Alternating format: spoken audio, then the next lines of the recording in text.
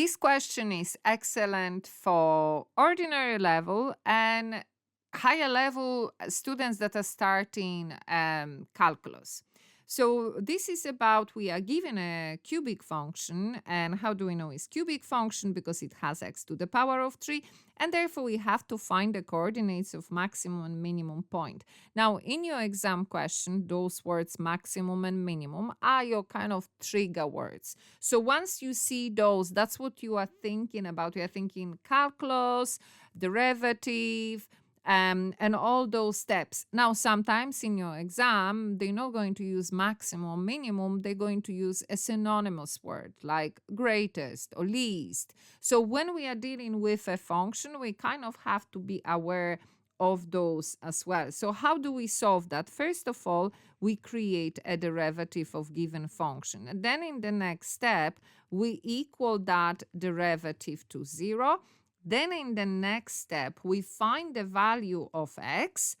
And once we have that value of x in our 4 steps, we take that x back to the original function so that we can find value of y, because the local minimum and maximum are going to have x and y. They are coordinates.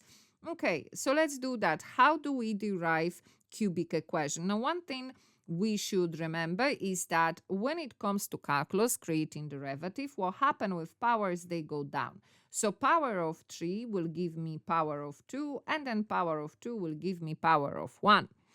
And then power of 1 will give me 0, exactly. So we differentiate each element. How do I know how to identify element? They are plus and minus, gives us the element. Now, when we have a number that doesn't have letter beside it, x or p or t, depending on our equation, that number goes to 0. So it disappears, kind of. When we have x with no power or power of 1, therefore the derivative is the number that stands beside the x, in our case minus 15. So really we are only applying our formulas to x to the power of 3 and x to the power of 2. What are those formulas? So if we go to the table calculus, that is the very first formula in our table here. So that formula is saying when you have x to the power of n, if that is your element, n comes first, followed by x, and then n, that power, n minus 1. What happens if you have a number standing in front of x? That number crosses over. Or nothing, it just crosses over to our derivative. So if I'm applying that to my x to the power of 3, so what will happen? That 3 comes in front, followed by x, and then my power minus 1. So what we have here is 3x to the power of 2. Then when I'm looking at minus 6x to the power of 2, like we said, the number crosses over, so minus 6 will be there. Then the power 2, that comes down, and then followed by x, and then power minus 1. So here we have minus 6 by 2, that's minus 12, and then x to the power of 1. So as you can see, power of 3 becomes power of 2, and power of 2 becomes power of 1. Now let's put our derivative together. So our first element is 3x to the power of 2, second minus 12x, and then the last one, let's not forget about our minus 15.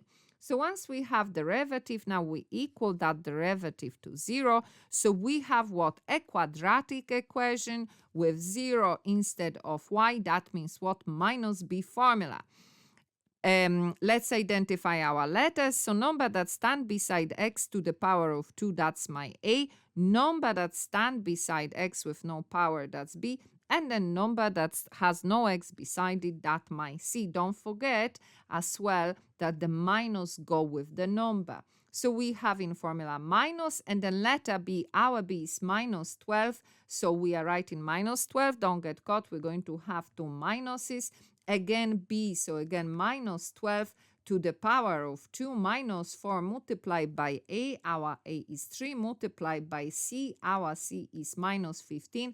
All of that under the square root, and the whole fraction is divided by 2 multiplied by a, which is 3. And then we put that in the calculator, and we get one value, which is 5. And then we get a second value, which is minus 1. So we found our value of x. Now we're taking x back to the original function to find the corresponding y. Why are we not subbing into derivative? Because if I put those values in place of x in our derivative, I'm going to get 0. And that's not what we are looking for. Okay, so back to our original, so this function here. So let's replace x with 5. So if we do that, then we have 5 to the power of 3 minus 6 multiplied by 5 to the power of 2 minus 15 multiplied by 5 and then plus 10. And we put all of that in our calculator, we press equal, and we get that that's minus 90. And then the second value, so we replace x with minus 1. That means we have minus 1 to the power of 3 minus 6 multiplied by minus 1 to the power of 2 minus 15 multiplied by minus 1 and plus 10. Again, don't forget when you are putting in the calculator, put those negative values to the power in bracket, otherwise we're going to get the wrong answer. So the second is 18. Now, so we have 2 pair, 5 and minus 90, and then we have minus 1 and 18. The question is which one is maximum, which one is minimum. Yes, we could go to second derivative. However, if we understand the graph of cubic equation, we can identify which element is which. So cubic equation, the graph can either have first up and then down, or the other way around, can have first down and then up. How do we know which situation we have? It's about value that stand beside x to the power of 3. If that value is positive, therefore we have first maximum and then minimum. And then if that value is negative, first we're going to have minimum and then maximum. Now, in our example, so here we have our x-axis, the lower value of x, that will be the maximum, and then the higher value of x will be the minimum. So the reason why I'm saying that's the situation we have, because here, have a look, I have what positive value beside x to the power of 3, which is plus 1. So the two values of x, I have minus 1 and 5. So obviously minus 1 will come first here, and then 5 will be second. So that means with minus 1, I have the maximum place, and then with 5, I have the minimum place. And that's how we will know. Very common to do that in your exam. So please make sure you know how to do it.